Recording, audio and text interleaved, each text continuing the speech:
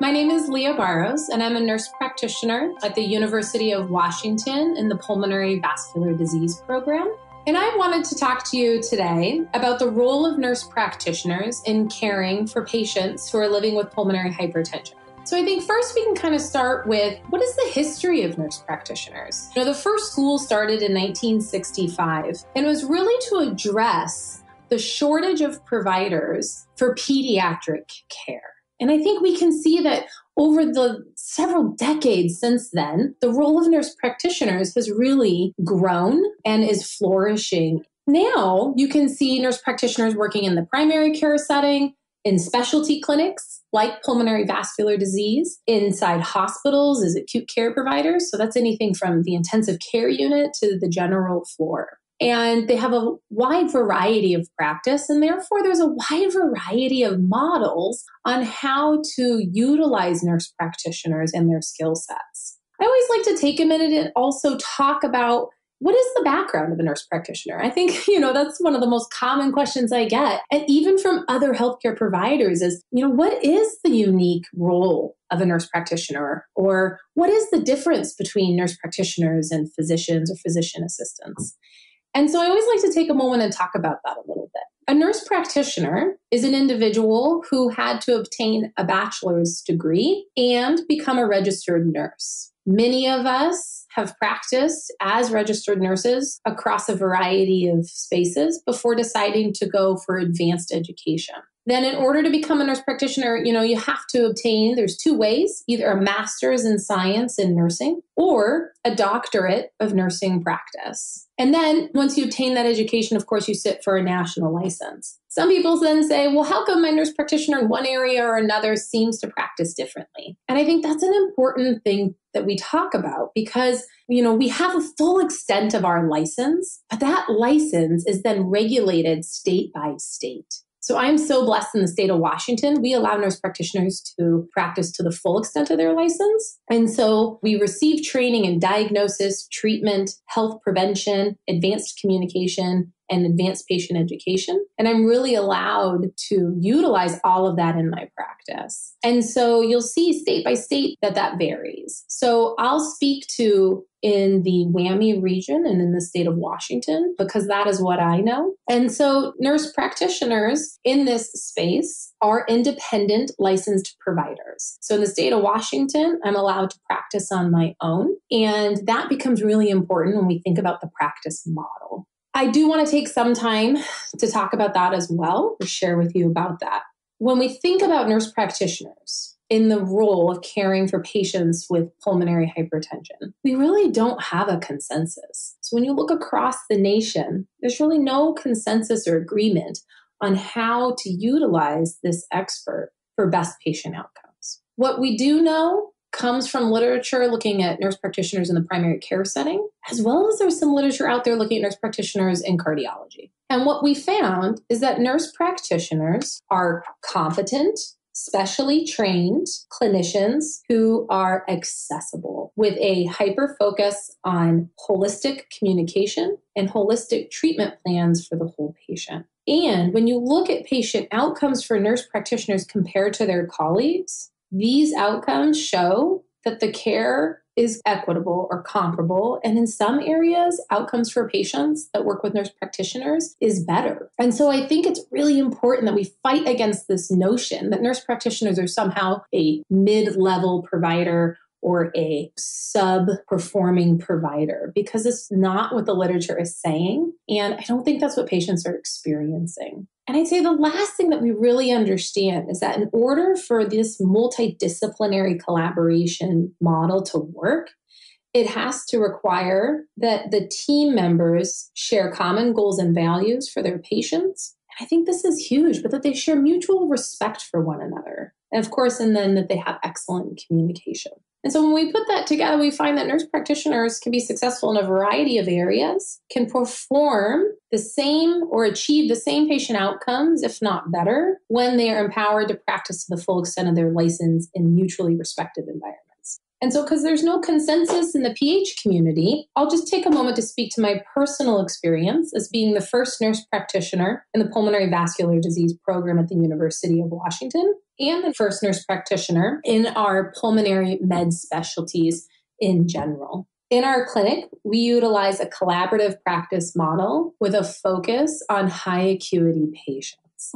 Well, what does that mean? That means that I am empowered to practice to the full extent of my license. I carry my own personal set of patients. And because of my time and accessibility, I focus on supporting the sickest patients across our entire clinic. Patients with pulmonary vascular disease, whether that's CTEPH, whether they're living with PAH, they have what we know is progressive, serious lung and heart disease. And because of the nature of this disease and its impacts on the patient's hemodynamics and their overall day-to-day life, that most of our patients are out living in the world with severe heart and lung disease. They struggle with things like volume management, lifestyle modifications, limiting their salt, limiting their fluids, weighing themselves, taking these complex medications, titrating on medications with serious side effects, all of which really require intense, available support from their providers. And so what we have found in our clinic is that our patients are doing better when we have somebody who is competent and able to respond to those urgent needs. And so we really are finding that my role has allowed our whole team to provide more preventative care, to intervene earlier, helping avoid hospitalizations, and really improving outcomes for our patients across the board. And so I think that when we are asking ourselves, how can we best utilize these different experts in medicine or in healthcare? I think the answer is that we need to create solutions that allows each person to bring their expertise and to meet the needs of our patients. And so in our clinic, this is the model where we have found success. And so again, it's my ability to get to have the time to really meet the unique needs of patients who are living with pulmonary hypertension. And I would probably argue that all of our patients, even the ones that aren't struggling with critical illness in the moment, would probably benefit from working with their nurse practitioner in their clinic, because probably all of our patients with pulmonary hypertension warrant very intensive care in their day-to-day. Another way we use this model is in addition to carrying my own patient cohort and covering the high needs of the patients across the clinic, I also have capacity to consult on the inpatient side. That means that when our patients are admitted to our hospital or to some of our smaller hospitals in our neighboring states, I'm able to engage or fill the role as a consultant.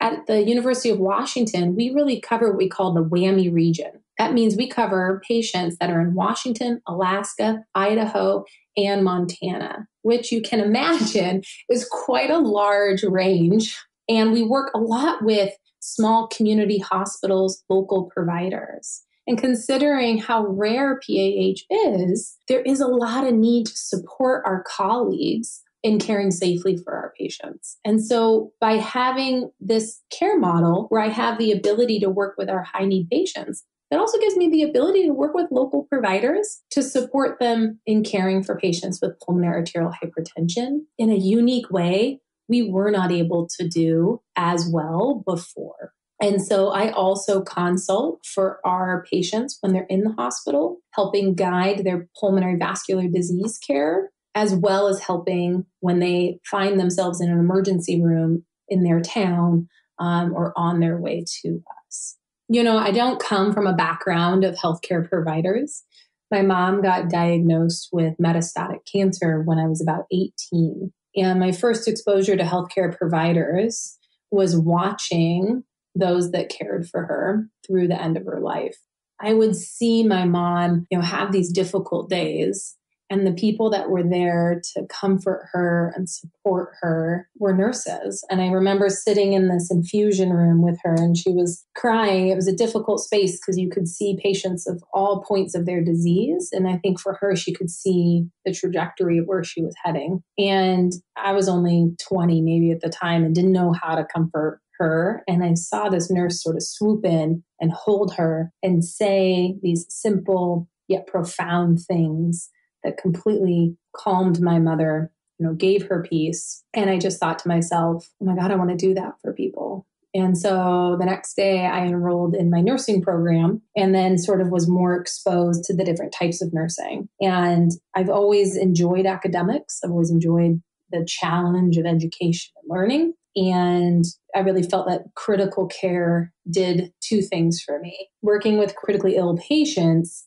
gave me the satisfaction of challenging me intellectually, at the same time allowed me to support families and patients through death and dying. I think one of the things in losing my mom at a young age is that it has made me so aware of the presence that a provider can have and the lasting impact that they can make in trying to help hold that grief and move you through that grief. That one of the things that attracted me to the ICU was that I got to do both those things, that I got to have these deep, connected conversations with strangers, some of their most difficult days, and simultaneously was learning and growing and constantly challenged by the new thing that I was facing in front of me. I practiced as a critical care nurse for about 13 years before I became a nurse practitioner.